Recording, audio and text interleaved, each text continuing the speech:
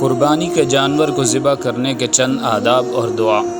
Number 1، جانور کو نرمی اور اچھے طریقے سے ذبح کی جگہ لے جانا۔ نمبر 2، ذبح کے وقت جانور بھوکا پیاسا نہ ہو۔ اونٹ کے علاوہ دیگر جانوروں کو نرمی سے بائیں پہلو پر لٹا کر اس کا منہ قبلہ کی طرف کیا جائے۔ ان جانوروں کو کھڑا ہونے کی حالت میں ذبح کرنا خلاف سنت اور مکروہ ہے۔ البتہ اونٹ کو کھڑا ہونے کی حالت میں نحر کرنا سنت ہے اور بٹھا کر یا لٹا کر ذبح کرنا سنت نہیں۔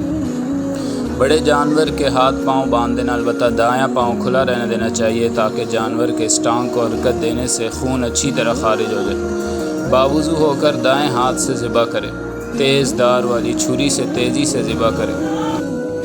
ایک جانور کے سامنے دوسرے جانور کو ذبح نہ کیا جائے۔